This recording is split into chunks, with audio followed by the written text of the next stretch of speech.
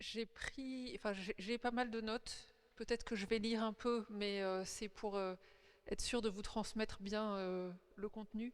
Qui connaît déjà bien Claire? Bon, pas tout le monde. Ça va. Donc, pardon pour ceux qui la connaissent très bien, parce que je vais sûrement répéter des choses que vous avez déjà en tête, mais j'essaye de balayer quand même pas mal sa vie pour ceux qui la connaissent moins. Euh, donc, il y a 50 ans pile, vers 5 heures de l'après-midi, Claire est décédée à l'hôpital Purpan, donc pas loin. Et ses parents étaient allés la voir dans la journée. Elle était arrivée 2 jours avant parce qu'elle était dans le coma suite à une méningite foudroyante. Et donc on a tenté de la réanimer et elle s'est éteinte donc à 17 heures. Euh, C'était imprévisible, c'est une maladie qui a duré 3 semaines. Et comme le disait sa meilleure amie, en fait, euh, comme il n'y avait pas les réseaux sociaux et la possibilité de communiquer sur tout de manière immédiate, ses amis ont appris sa mort sans savoir qu'elle avait été malade. Enfin, tout s'est passé très vite.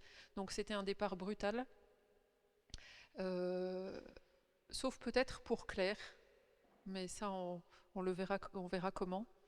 L'enterrement de Claire, alors que les circonstances étaient très douloureuses, a été étonnamment un moment de joie profonde et d'espérance. Euh, une amie disait on n'avait pas envie d'être triste parce qu'en fait on était sûr qu'elle était au ciel. Donc il y a quelque chose d'étonnant sur ce moment-là. Et puis très vite, dans les jours, les semaines qui suivent, la maman de Claire s'aperçoit que sur sa tombe, il y a des fleurs qui sont mises. Et c'est pas elle qui les a apportées, donc elle se demande d'où viennent les fleurs. Et puis elle aperçoit aussi assez vite des petits morceaux de papier qui sont glissés dans la tombe de Claire. Et elle l'ouvre l'un ou l'autre. Et de temps en temps, c'est des demandes. Et de temps en temps, c'est des remerciements. Euh, et puis les parents de Claire reçoivent de plus en plus de témoignages de personnes qui l'ont croisée et qui leur disent quel est, enfin, le rayonnement de Claire, la façon dont elle les a conduites vers Dieu, en fait. C'est cette réputation, ou ce qu'on appelle la réputation de sainteté, peut-être, en tout cas, euh, oui, se maintient et se développe jusqu'au jour où il y a un groupe d'étudiants toulousains qui va voir l'archevêque d'Auch en demandant qu'on ouvre un procès de canonisation pour Claire. Donc l'archevêque est prudent quand même et dit que il va falloir creuser, en fait, étudier la vie de Claire.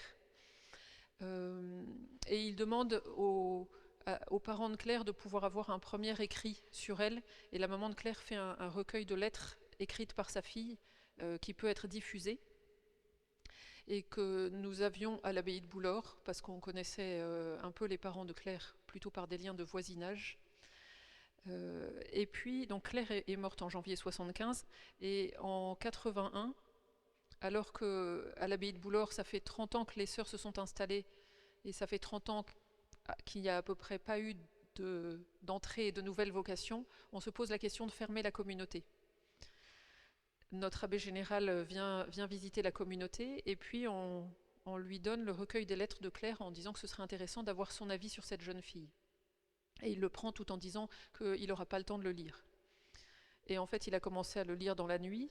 Et le lendemain matin, il dit aux sœurs, mais il faut que j'aille voir votre archevêque, cette jeune fille est vraiment canonisable. Et peu de temps après, l'archevêque et notre abbé général se mettent d'accord en disant si on se lance dans un procès de canonisation, il faut qu'on soit sûr que Dieu le veuille, donc il nous faut un signe. Et il suggère à la communauté de prier Claire pour demander des entrées pour l'abbaye de Boulor. Et ils leur disent demandez 5 entrées en un an. Et les sœurs ont vraiment réagi en disant mais 5 c'est... déjà 2 c'est un miracle en fait. Donc peut-être qu'il faut être raisonnable dans ce qu'on demande. Et elles ont obéi vraiment par obéissance ecclésiale, plus que par certitude qu'il allait se passer quelque chose. Et elles prient, elles demandent ces 5 entrées. Et il y a donc 5 jeunes filles qui arrivent les unes après les autres dans l'année. Et la première jeune fille qui arrive s'appelle Claire. Donc on a considéré que c'était un signe suffisamment fort pour attribuer le renouveau des vocations à Claire et pour s'intéresser donc à la vie et à la possible sainteté de Claire. Donc comment est-ce que Claire en est arrivée là? Je vais retracer un petit peu sa vie. On peut la résumer avec une phrase de saint François de Sales que Claire avait au-dessus de sa tête dans sa chambre d'enfant sur un tableau que sa maman avait fait, qui est « Il faut fleurir là où Dieu nous a plantés ». L'enfance de Claire, c'est comme toute enfance marquée par une famille particulière, qui est le terreau où on grandit, qui est une famille qui est forcément unique et forcément imparfaite. Il y a les bons côtés et il y a les moins bons.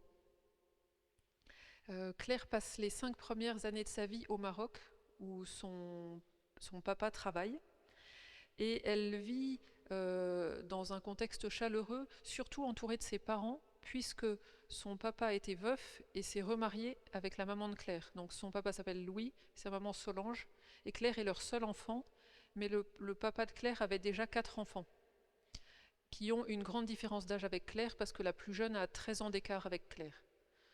Donc eux sont en France et reviennent pour les vacances, et Claire grandit un peu en petite fille unique à ce moment-là, très choyée par ses parents.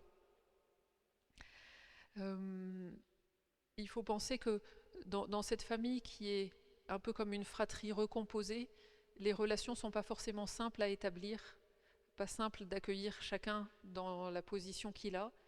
Et Claire, qui est une fille très sensible, sera aussi marquée par le désir de construire de belles relations familiales, alors que voilà, c'est pas forcément facile et qu'il faut tenir compte de chacun.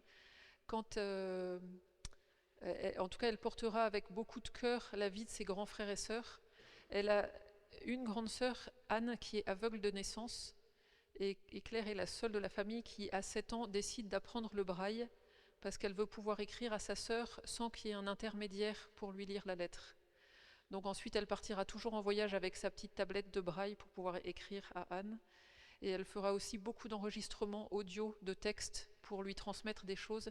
Et entre autres, on a l'enregistrement de son cadeau de Noël à Anne, du dernier Noël juste avant la mort de Claire, qui est très intéressant. Donc Claire est une petite fille sensible, très entière. Elle est très colérique et très généreuse. Et elle prend de la place, en tout cas, elle manifeste sa présence quand elle est là. Ses parents sont chrétiens, ont une foi fervente, et en fait ont comme désir le plus important de transmettre la foi à Claire. Et là aussi c'est très beau parce qu'un saint ne se construit jamais tout seul, il reçoit. Et en fait on voit que par ses parents, Claire a déjà reçu la foi dès qu'elle est petite, et en fait une vie placée devant le Seigneur dès son plus jeune âge. Et donc elle reçoit la foi au Christ, elle reçoit la présence de la Vierge Marie comme une mère que Dieu lui donne. Elle reçoit de connaître son ange gardien, de connaître les saints. Et Claire est quelqu'un qui aime recevoir et du coup qui prend ce qu'on lui donne. Donc en fait, dès petite, elle vit avec la Vierge Marie à côté d'elle. Plus tard, elle parlera de ses familiarités avec la Sainte Vierge. En fait, on a l'impression que c'est comme si c'était pas une question pour elle. Oui, la Vierge Marie est bien là puisqu'on lui a donné. Et c'est pareil, les saints sont là pour nous aider dans notre chemin vers Dieu. Donc elle a les saints, quand elle en a besoin d'un, elle l'appelle, en particulier Saint Antoine, ça marche très bien. Saint Benoît, pour lutter contre le démon aussi. Et voilà, chaque saint est précieux et a son rôle, et Claire les utilise d'une certaine manière, puisqu'ils sont là pour ça. Voilà, elle a recours souvent aussi à son ange gardien. Donc là, il y a quelque chose d'un vrai cadeau que Claire a reçu.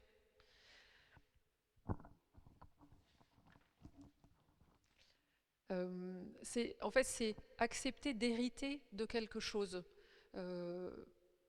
Et hériter, c'est le signe qu'on est enfant de quelqu'un. On hérite quand on reconnaît qu'on a des parents et qu'ils nous transmettent quelque chose de bon. Et c'est actif, en fait, de décider d'hériter, de décider de recevoir.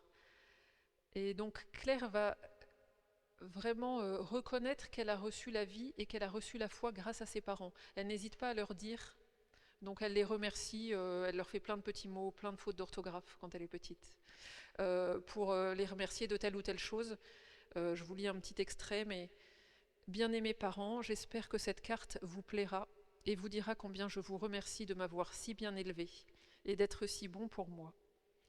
Merci, cher papa, d'avoir travaillé pour que toute la famille mange à sa faim. Maman chérie, je vous remercie d'être si bonne pour faire de si beaux repas gais et plaisants. Donc Claire reçoit au niveau humain, mais elle recevra de la même manière au niveau spirituel. Elle va accueillir les dons de Dieu de la même manière simple. Sa simplicité devant Dieu, c'est vraiment peut-être la marque spirituelle la plus forte de Claire. En ça, c'est un vrai témoignage de filiation, de à quoi Dieu nous appelle devant lui, comment être ses enfants, simplement, et ne pas compliquer la relation, parce qu'avec un père qui est bon, voilà, tout devient simple. On peut lui parler, on peut lui demander les choses, et on peut aussi penser à le remercier. Mais dans ce lien à Dieu, à l'autre extrémité de sa vie, elle dira par exemple, je m'émerveille de la quantité d'amour de Dieu et je l'admire aussi de m'avoir donné tant de grâce en retour de rien. Rien avec une majuscule. J'ai commencé ma 22e année avec infiniment d'espérance. En fait, quand on reçoit, ça nous permet de nous émerveiller de l'amour de celui qui nous donne. De comprendre qu'on est important dans le cœur de celui qui nous donne. En fait, si je reçois de Dieu, j'accepte d'être aimé de Dieu. C'est pareil, si je reçois de mes parents, j'accepte que mes parents aient quelque chose, soit quelque part dans ma vie, et j'accepte que par eux, il se passe quelque chose dans ma vie. Et en fait, en acceptant cet amour de Dieu, Claire va trouver là le fondement principal de son existence. Si Dieu veut que je sois, si Dieu m'aime, le regard des autres a moins d'importance. Et il peut se passer beaucoup de choses, mais là où je suis solide, c'est parce qu'il y a quelqu'un qui veut que j'existe et qui est quelqu'un de puissant et dont la parole a plus d'importance que les autres.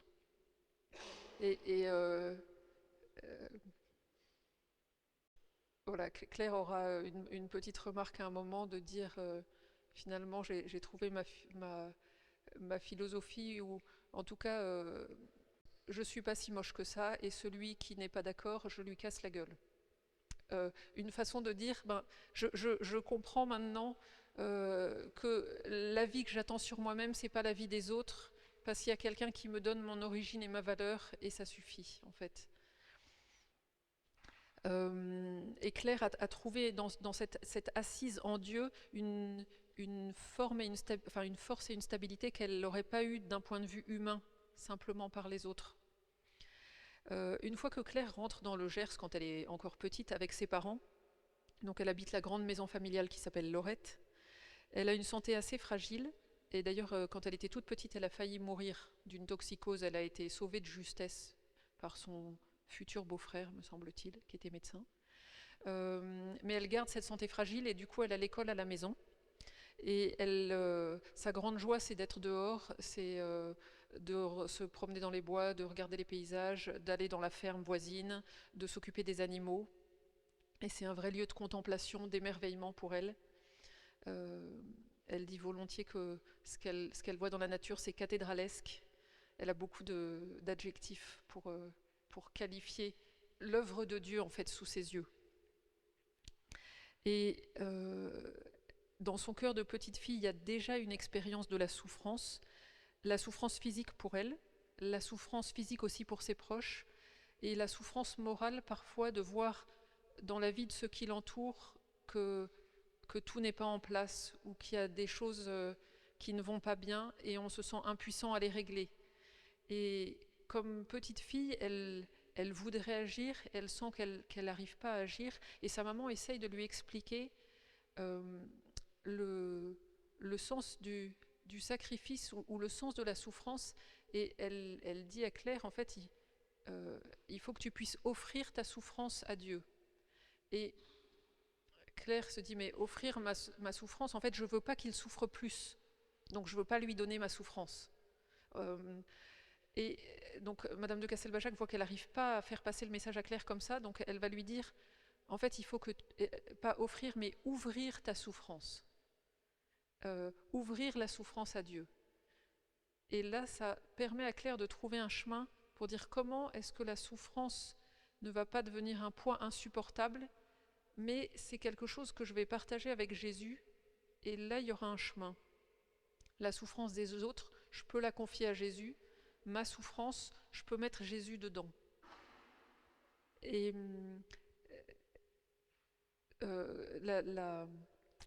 Claire va trouver comme ça un chemin qui donne un sens à la vie quotidienne.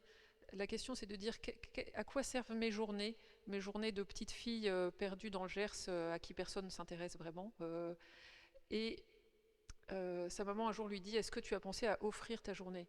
Et Claire lui dit, bien sûr, sinon à quoi je sers? Donc il y a cette conscience qui grandit que Dieu a besoin de ma vie, même si le monde ne voit pas que je vis cette vie-là. Et même si je ne sais pas de quoi la journée sera faite, ça reste utile à Dieu. L'autre élément important de Claire, enfin de la vie de Claire à cet âge-là, c'est une lecture qu'elle fait d'un roman pour enfants d'un écrivain américain qui s'appelle le roman s'appelle Pollyanna. C'est l'histoire d'une petite fille qui va être orpheline. Son papa, avant de mourir, en vue du reste de sa vie, lui apprend un jeu. Et ça qui s'appelle le jeu du contentement, donc le Glad Game. Ça consiste devant chaque événement de la vie, que ce soit petit ou grand, heureux ou malheureux, ça consiste à chercher la meilleure raison de se réjouir de ce qui arrive. Donc quand il arrive des bonnes choses, qu'il fait beau le matin, c'est facile. Quand, je sais pas, on m'offre un cadeau, c'est facile. Mais si je me casse une jambe, ça devient plus difficile. Et si je reçois une très mauvaise nouvelle, ça devient plus difficile aussi. Donc dans ces cas-là, il faut être bon joueur. Mais comme Pollyanna a beaucoup joué avec son papa, elle sait très bien jouer.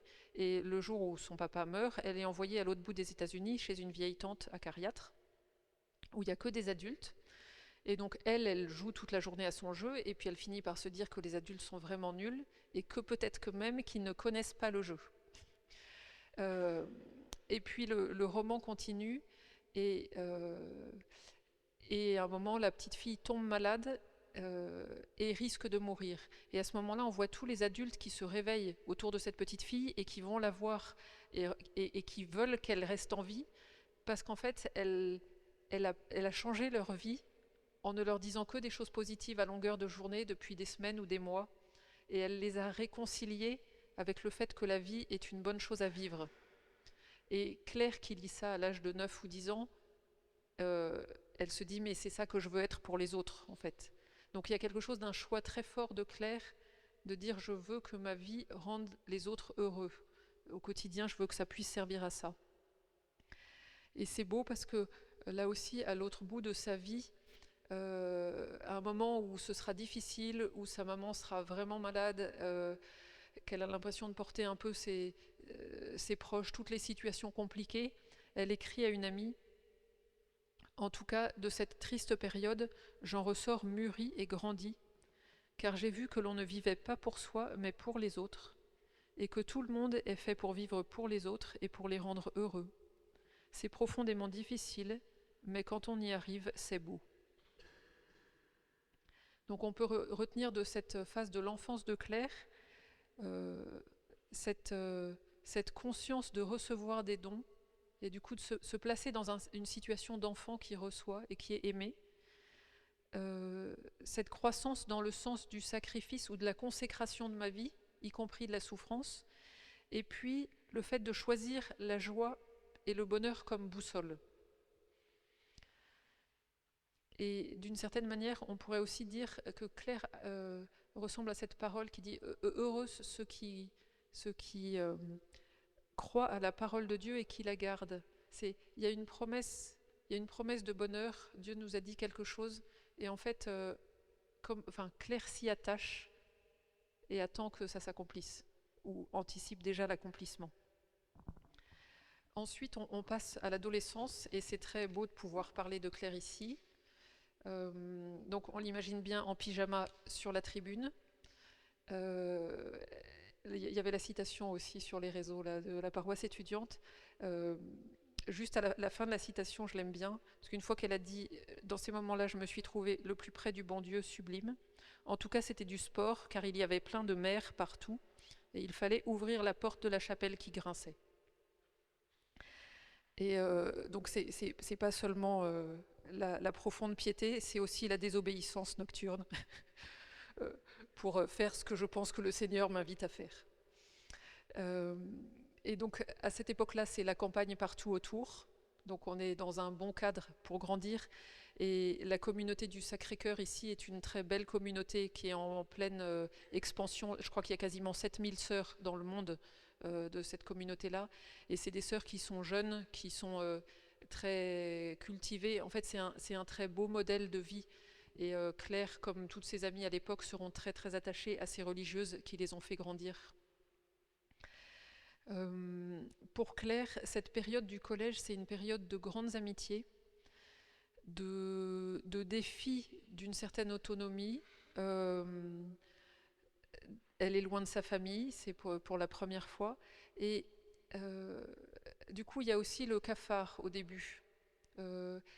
Et Claire, avec une autre petite fille qui n'allait pas très bien, à un moment, lui prend la main et lui dit « Écoute, on va pas rester là à pleurer, on va aller faire du bien aux autres. » Donc en fait, Claire met en place une réaction quand je vais pas bien moi, je me tourne vers les autres. Et c'est quelque chose qui va continuer à l'accompagner dans sa vie. C'est une période aussi pour elle d'enracinement spirituel, alors que autour d'elle, la société commence à avoir les remous préalables à l'année 68 en particulier. Donc tout n'est pas stable, mais dans ce lieu du Sacré-Cœur, Claire reçoit quelque chose de solide et qui l'enracine vraiment. Elle a certainement appris à prier ici et garder une habitude de prière qui l'accompagnera toute sa vie. Donc c'est une période qui est si forte et si belle que à la fin de ce temps-là, Claire prépare un carton, elle met toutes les affaires qui lui ont servi pendant ce temps de la pension, elle le ferme bien et elle écrit dessus à ouvrir quand j'aurai 25 ans, un jour de nostalgie du Sacré-Cœur, ouvrir le tout, il y en a pour 5 jours à tout lire, interdit d'ouvrir avant 1979. Et elle ficelle et tout ça. Donc on a le carton à l'abbaye de Boulor et c'est pas Claire qui l'a ouvert. Mais c'est très beau parce qu'on voit qu'elle se le garde pour un moment où elle aura besoin d'aller replonger dans les bons souvenirs de cette période-là. Je vous disais, voilà, cette découverte de Claire, de dire, quand je vais pas bien, plutôt que de me renfermer sur ma souffrance, je vais voir les autres qui ont peut-être besoin de moi. Elle répond aussi à un appel à une solidarité de quartier. Elle écrit à ses parents « Figurez-vous qu'aujourd'hui, l'assistante sociale du quartier de Rangueil est venue. Elle nous a dit que le quartier était pauvre. Elle nous a proposé de faire des équipes de 6 pour aller faire le ménage, garder les enfants, faire les commissions le jeudi. Je me suis inscrite. » Donc elle découvre combien faire le bien est nourrissant pour le cœur. Et elle va aussi découvrir un peu difficilement que parfois c'est la charité avec les plus proches qui est plus difficile. Pas la charité que je vais faire facilement parce que je suis contente de me donner, mais la charité avec ceux qui sont trop près et que je n'aime pas naturellement. Et donc là, on a un petit extrait de son journal qu'elle adresse à Jésus à propos d'une copine de classe. « Seigneur Jésus, aidez-moi à aimer Christine, par exemple. Elle a peut-être ses défauts, mais elle a sûrement des qualités que peut-être elle ne développe pas. Mais elle en a comme tous les autres hommes. Et moi, pécheresse, je ne vois que ses défauts. Mais Jésus chéri, doux et humble de cœur, qui avez aimé les hommes jusqu'au plus méprisant, avec vous seul, j'arriverai à l'aimer. Ça sera dur, mais j'y arriverai. Si je ne l'aime pas, si vraiment je ne peux pas, je ferai comme si. Et je me dirai qu'elle vaut certainement plus que moi, alors je l'aimerai. Donc c'est le défi spirituel de Claire dans ces années-là, ces années de collège. Après le collège, Claire rentre chez les dominicaines de Seille. C'est pour son lycée. C'est une période compliquée. Là, mai 68 arrive, tout explose un peu dans la société et les communautés religieuses ont du mal à se situer. Beaucoup de choses sont remises en question dans la société et dans l'Église et c'est compliqué de se construire à ce moment-là.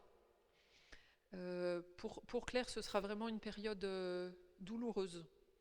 Ce temps-là, au milieu des revendications sociales, etc. Elle passe le bac et puis après elle commence des études d'histoire de l'art à la fac en vue de préparer le concours d'entrée à l'école de restauration qui s'appelle le Restauro à Rome. Il y a 3 places pour des étudiants étrangers, je crois, dans cette école-là, donc elle décide de tenter sa chance en n'y croyant pas vraiment. Et elle habite rue Nino.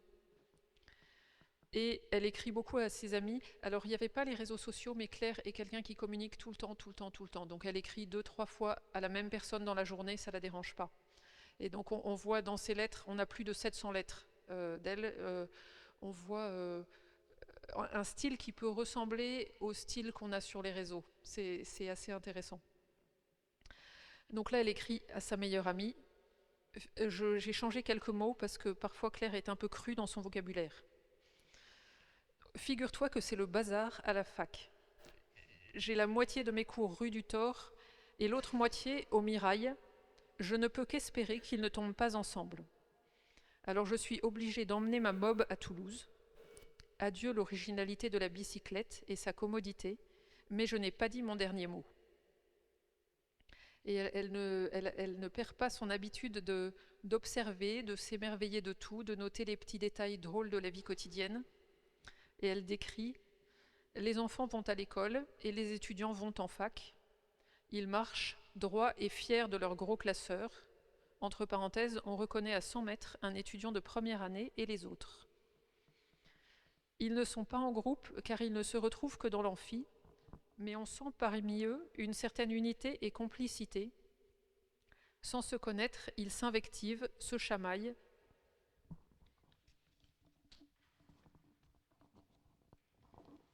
rigolent pour les mêmes choses et possèdent tous la même désinvolture qui consiste à marcher au milieu de la rue. Entre parenthèses, point de vue d'une mobilettiste. Ils ont l'air braves et bons enfants et on imagine vraiment très mal mai 68. Là, cette période de début de vie étudiante, pour Claire, va être un bon moment, plutôt un moment constructif. En fait, elle connaît la région, elle peut rentrer chez elle le week-end, elle a tous ses amis à Toulouse, elle est contente de ce qu'elle fait et des perspectives, et donc elle a le cœur ouvert. C'est une période où elle vit sa foi beaucoup grâce au sacrement. Elle écrit à une amie « Vois-tu ce que je préfère dans toute la semaine, ce sont les jeudis et les vendredis matins. J'ai un cours à 8h rue du Thor, ce qui me fait traverser le centre. Ce n'est pas très poétique, mais j'avoue y aller en mobilette. À pied, cela demande vraiment trop de courage. Il y a bien une messe à 7h, mais celle de 7h30 tombe tellement bien. J'ai juste le temps d'aller à la fac dès qu'elle est finie. Donc je sors de la sacristie avec les vapeurs imaginaires d'encens et l'odeur de piété, les pas feutrés des 3 bonnes sœurs, les murmures des 2 petites vieilles et les trépignements de 4 hommes. Entre parenthèses, j'ai remarqué qu'un homme n'arrive pas à ne pas bouger pendant une demi-heure. Le tout enrobé d'une épaisse couche de recueillement, parfumée à la sainteté et saupoudrée d'une douce lumière, entre parenthèses, au néon. Enfin, je sors de là toute bonne, toute pure, toute sainte. Dans une autre lettre, elle dit à cette même amie « Tout ça pour te dire que cette messe m'a fait beaucoup réfléchir. C'est fou ce qu'on peut avoir soif de sacré tout de même. »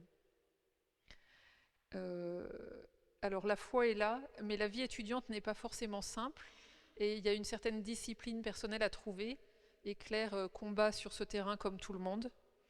Donc, autre lettre. Je t'écris parce que j'ai une flemme incroyable, et que j'ai honte de vouloir ne rien faire. Entre parenthèses, nuance avec ne vouloir rien faire. Même pas dessiner, ni lire, quoique j'ai une reproduction et un roman en train. C'est tout de même désastreux de n'avoir pas assez de volonté pour travailler, et d'en avoir trop pour refuser de laisser le vide complet m'envahir. C'est très fatigant car ma conscience n'arrête pas de me le reprocher. Et elle me rappelle ce terrible concours de Rome, l'examen d'histoire de l'art, le cours de dessin de mardi. Donc Claire est étudiante normale. À cette époque aussi, elle tombe amoureuse, ce qui n'est pas réciproque. Et devant la vie qui ne répond pas à ses attentes, elle découvre, et elle expliquera à une amie, elle découvre la question de la liberté. De dire en fait, Dieu n'a pas un plan qui est le plan que je pense et qui devrait se réaliser. Dieu va passer par ma liberté et celle des autres. Et elle résumera cette découverte en disant la superstition, ça doit être de croire que Dieu est toute volonté, alors que Dieu est tout puissant. C'est une question qui peut se poser à l'époque étudiante où on ne sait pas très bien ce qu'il faut faire de sa vie, où Dieu nous mène, et on peut penser petit à petit que Dieu a un plan et il faut que je comprenne quel est ce plan. Et Claire découvre qu'il y a des possibles et Dieu va travailler à travers ma volonté et celle des autres pour faire émerger un possible qui sera celui de la grâce. Mais de s'appuyer sur la toute-puissance de Dieu et pas sur la pensée que si je ne trouve pas ce que Dieu veut, je suis perdu et je risque de perdre ma vie. Donc c'est un moment important de progrès aussi de Claire dans son rapport au plan de Dieu. En janvier 72, Claire a eu le concours du Restauro et elle part à Rome avec une espèce d'inquiétude un peu sourde pour l'avenir. Là, elle sait qu'elle va être loin de chez elle, qu'elle n'a plus les amis, qu'elle n'a plus les soutiens qu'elle avait en fait à Toulouse ou dans le Gers. Et elle met son espérance dans la beauté. Elle va faire un travail qui est un travail avec le beau, un travail beau, dans une ville qui est belle, et elle espère que tout sera beau. Et elle va déchanter assez vite en s'apercevant que le beau et le bien ne sont pas toujours liés dans le cœur de l'homme. Quand un enfant est aimé, l'enfant petit, il se sent en sécurité par l'amour qui lui est porté. Mais l'enfance, cette dimension de filiation ne s'arrête pas au fait d'être aimé et sécurisé. L'enfant de Dieu, il est libre aussi. Et il faut qu'il rentre dans cette liberté. Et ça, c'est un nouveau défi, parce que vivre sans être libre, en étant guidé, d'une certaine manière, il y a quelque chose d'assez facile, mais le jour où on est face à sa liberté, on ne sait plus très bien si on est aimé à cause de ce qu'on fait ou pas. Et c'est un peu ce qui va se jouer dans cette phase de la vie de Claire. La découverte de comment vivre libre sans arrêter d'être enfant du Père. Donc à Rome, Claire est plongée dans une vie étudiante qui est un peu échevelée. C'est la vie où tout est possible, enfin une vie étudiante. Des relations nouvelles, des amitiés qui entraînent un peu au-delà des limites qu'on connaissait avant, l'absence de contraintes de lieu et de temps, plein de choses à faire tout le temps, avec comme seul critère est-ce que je suis contente de le faire. Et donc elle aborde tout ça avec ce qu'elle est, donc avec sa foi chrétienne et avec beaucoup de générosité, sans beaucoup de mesures. Elle a la volonté de partager le Christ auquel elle croit, mais contrairement à ce qu'elle pense à ce moment-là, c'est plutôt elle qui va se laisser embarquer là où elle ne voudrait pas. Ses études sont passionnantes, mais le climat dans lequel elle se passe est plutôt délétère. Ce que je vous disais, le beau est là, mais pas le bien. Et en fait, elle le résumera en disant, en fait, c'est surtout la recherche du plaisir sous toutes ses formes. Et donc là, elle se sent beaucoup, perdue et surtout confrontée à la question de la séduction, de quelle est ma place dans tout ça, le combat pour ne pas céder facilement à une relation charnelle alors qu'elle se rend compte que, en fait, il suffirait qu'elle dise oui. Et puis elle dit, en plus, ça n'a pas l'air si désagréable. Donc Claire est déstabilisée parce qu'elle s'aperçoit qu'il y a quelque chose qui est déterminé par sa volonté à elle, alors qu'avant c'était finalement le cadre qui lui permettait de se tenir paisiblement là où elle voulait être. Dans ce combat, ce qu'elle appellera le combat pour la pureté, en fait elle va faire revenir la Vierge Marie. Les sœurs du Sacré-Cœur ici apprenaient donc une prière à leurs élèves qu'elles disaient tous les ans le 8 décembre, qui était « Ô Marie Immaculée, je vous confie la pureté de mon cœur. Soyez-en la gardienne pour toujours. » Et Claire va beaucoup avoir recours à cette prière-là aussi dans cette époque de sa vie, en se disant la pureté, je ne suis pas sûre d'arriver à la garder toute seule, il faut au moins la Vierge Marie pour m'aider. Les meilleurs amis de Claire, qu'elle a rencontrés à ce moment-là, n'ont pas la foi et en fait la conduisent à vivre à un niveau qui est superficiel, qui est plus superficiel et qui lui correspond moins. Claire ne lâche pas la pratique, elle continuera à aller à la messe, mais à certains moments elle écrit qu'elle ne voit plus le sens de tout ça, elle a l'impression qu'il n'y a là que des hypocrites en fait. Donc il y a une vraie, on va dire, une vraie crise de foi sans eux. De dire oui, il y a Dieu, mais je ne sens plus à l'intérieur quelque chose qui m'enracine et qui m'y tient ou qui me fait goûter la présence de Dieu. Et fin 1973, Claire perd pied un peu sur tous les terrains. Elle manque de se faire renvoyer de son institut parce qu'elle a arrêté de travailler, alors qu'elle était plutôt bonne élève au début, mais elle a complètement arrêté de travailler. Ses profs ne comprennent pas et elle est convoquée pour être renvoyée. À ce moment-là aussi, sa meilleure amie de Toulouse se fiance et donc est moins disponible. Dans l'hiver, je crois début 74, elle a un oncle dont elle était très très proche qui meurt et elle perd ce conseil possible, cet interlocuteur possible. Et puis c'est aussi une période où les relations familiales sont plus difficiles, donc elle ne se sent pas comprise par ses proches. Et Claire fait une expérience de déréliction assez profonde.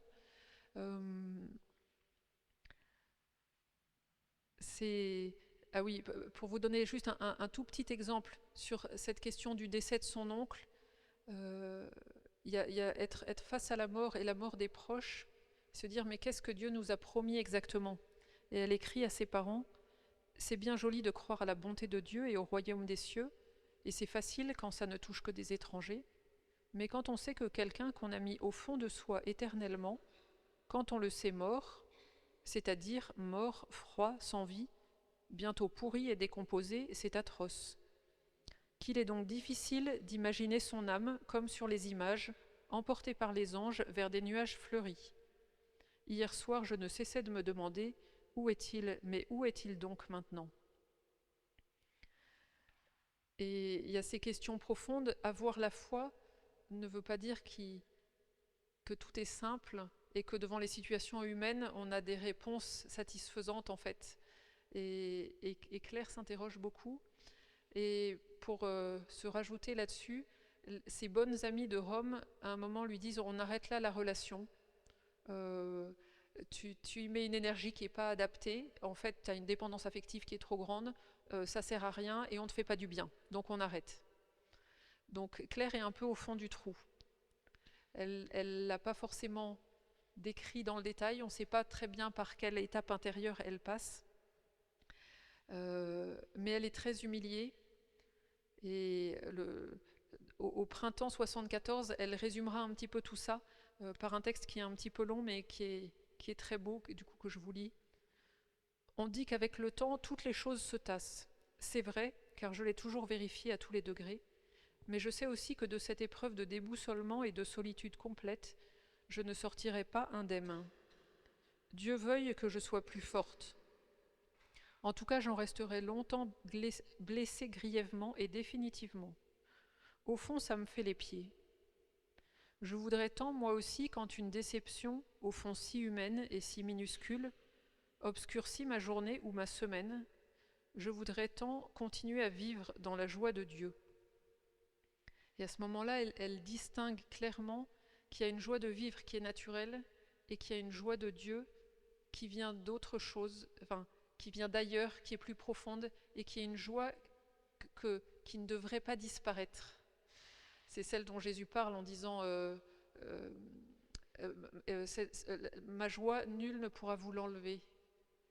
Et Claire sent bien que là, il y a quelque chose qu'elle a connu qui était sans doute pas la joie de Dieu et que ce qu'il faut chercher, c'est vraiment cette joie de Dieu. Et elle dit, la joie de Dieu, c'est quand Dieu prend plus de place dans ton âme que tout le côté humain et désespérant. Cela devient beaucoup plus ardu et indéfiniment à reconstruire.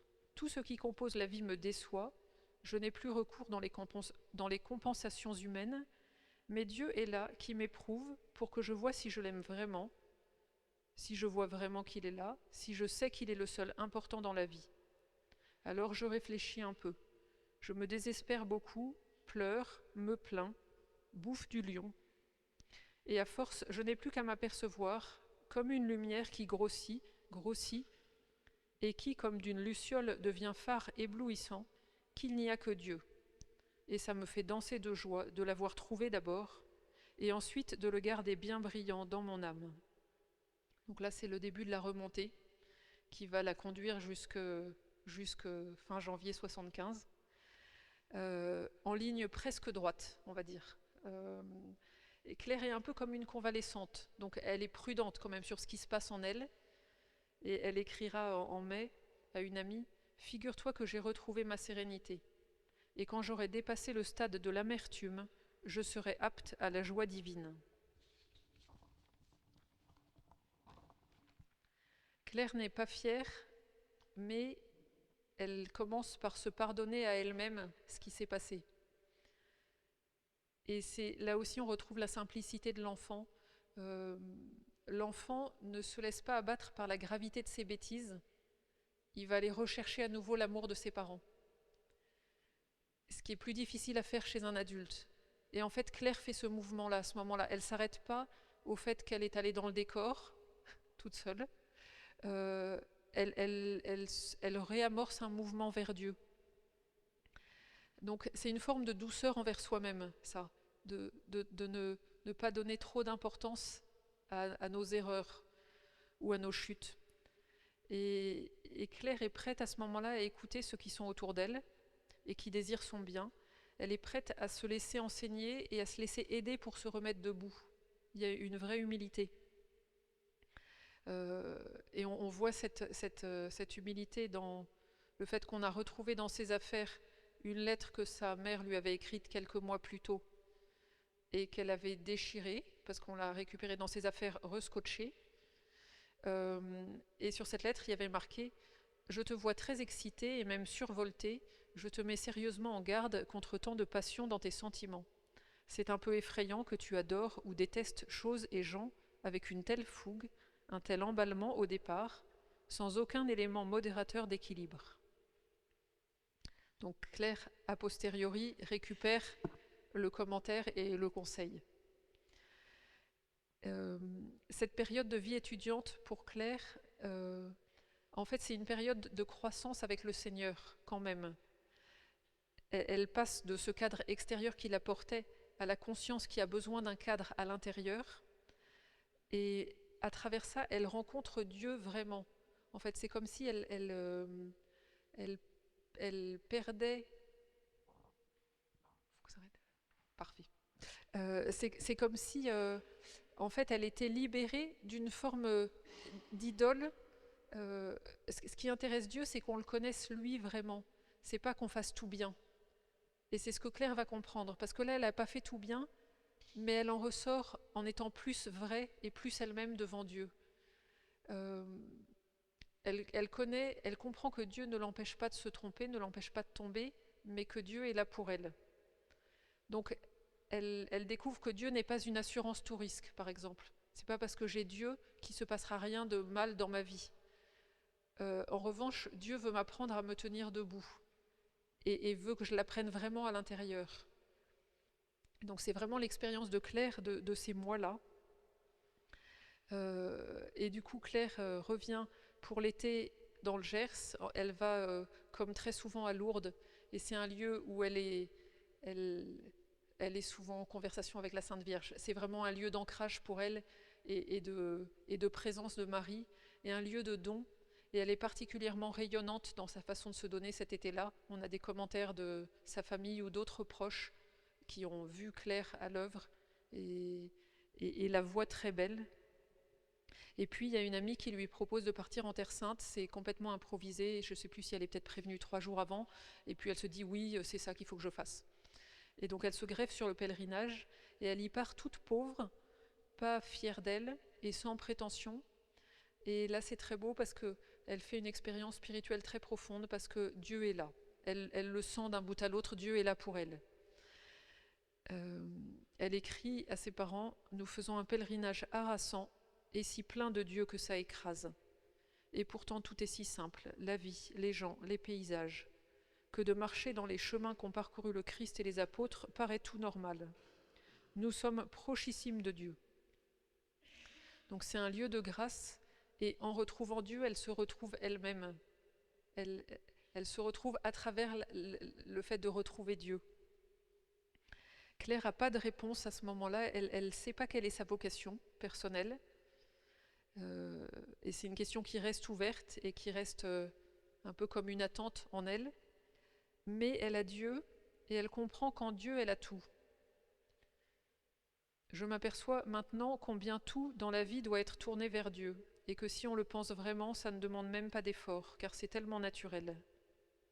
Et elle y puise la force de décider de changer de vie, en fait, décider de mettre de l'ordre ou de réorganiser les choses. Pour l'instant, j'emmagasine un maximum d'éléments de ferveur, de piété, d'exemple, de pauvreté d'esprit, pour pouvoir, seule à Rome, organiser ma vie comme je l'entends maintenant, et non comme je la vivais. Et on pourrait résumer le dernier trimestre de Claire, qui s'ouvre à ce moment-là, avec une phrase du psaume qui dit « Qui regarde vers lui resplendira sans ombre ni trouble au visage ». À ce moment-là, Claire a tellement accueilli l'amour de Dieu qu'elle n'a plus aucune crainte. Et c'est sans doute ça qui marquera les personnes qu'elle va côtoyer, c'est de dire « Voilà quelqu'un, une personne en qui il n'y a plus une once de crainte de quelque chose, ni pour elle, ni pour les autres. » Donc c'est beau, ça laisse passer la lumière. Et donc Claire passe un trimestre de restauration à Assise, dans une paix assez surnaturelle. Elle prend sa vie en main en décidant de ne pas être en colocation chez l'habitant avec les autres étudiants, mais elle va taper à la porte des bénédictines pour demander une petite chambre. Elle ne voulait pas de moi parce qu'elle n'avait personne en ce moment, c'est pas chauffé et on gèle. Mais vous me connaissez, j'ai tellement insisté que me voici installée chez elle. Et elle se plonge dans la lecture de l'évangile de Jean, des pères de l'Église, saint Ignace d'Antioche en particulier, de Charles de Foucault, et elle veut nourrir sa foi. Elle a l'impression de tout découvrir. Et puis elle s'émerveille aussi de la transmission spirituelle qui passe à travers les fresques de la basilique d'Assise qu'elle restaure. Là, elle est tellement aussi dans son travail qu'elle est la meilleure élève du groupe et ses professeurs lui confient les parties les plus difficiles et on lui confie sa propre sainte patronne à restaurer. Et il y a certainement eu quelque chose de très fort à ce moment-là pour Claire parce qu'elle s'est retrouvée elle-même, elle restaure sa patronne et il y a eu une expérience d'ancrage, d'identité profonde de qui elle est devant Dieu qui peut se jouer là. Et elle écrit, je crois, à ses parents en disant « Ce matin, grâce à cette fameuse lampe à ultraviolet, j'ai pu tout reconstituer et désormais on verra sous son portrait Sancta Clara », sauf que Sancta, il n'y a que SCA, parce que c'était une abréviation, mais du coup un peu illisible quand c'était effacé. C'est historique, point d'exclamation. Ce Sancta m'a donné tant de mal. C'est Sancta, c'est SCA qu'il fallait penser. Donc, je finis. Donc Claire est toute dans la lumière et elle a des paroles étonnantes que ses proches vont retenir, comme celle-ci qu'elle dit une semaine avant de tomber malade. Je suis tellement heureuse que si je mourais maintenant, je crois que j'irais au ciel tout droit, puisque le ciel, c'est la louange de Dieu, et j'y suis déjà. Et Claire, à ce moment-là, recopie aussi dans des notes de Charles de Foucault un passage étonnant où il médite sur la mort subite de personnes jeunes, en soulignant que c'est absurde humainement, mais qu'en Dieu, il peut y avoir un sens. Et puis, après sa mort, des personnes de sa famille se souviennent aussi de ce qu'elle disait dans ces mois-là à une réunion de famille. Elle dit avec un grand sourire, « Je ne sais pas pourquoi, mais je ne terminerai pas mes études à Rome. Pourtant, je dois aller jusqu'au bout, je ne sais pas. » En riant, l'entourage lui dit, comme solution, il n'y a que la mort. Et Claire dit, ma foi, je ne vois rien d'autre. Et le dernier épisode marquant avant la maladie de Claire, c'est la journée à Lourdes qu'elle passe fin décembre avec ses parents et une amie, et où elle reste très longtemps, prosternée de tout son long devant la grotte. Et puis quand sa maman lui tape sur l'épaule en lui disant « Maintenant, il faut vraiment qu'on rentre, là, ton père est fatigué », et qu'elle voit le visage de Claire se relever, elle ne dit rien, mais elle a pensé « Que s'est-il passé ?» Et puis Claire tombe malade quelques jours après, et quand le médecin vient et dit « C'est une grippe », qui est une erreur de diagnostic, elle dit je savais qu'il allait m'arriver quelque chose, mais si c'est une grippe, c'est rien. Donc, on ne sait pas parce qu'elle ne l'a pas écrit, mais on comprend que sans doute Claire a eu l'intuition de cette mort et qu'à Lourdes, Dieu a pu lui dire, enfin, ou la Sainte Vierge a pu lui dire, peut-être c'est maintenant en fait, si tu peux donner ta vie.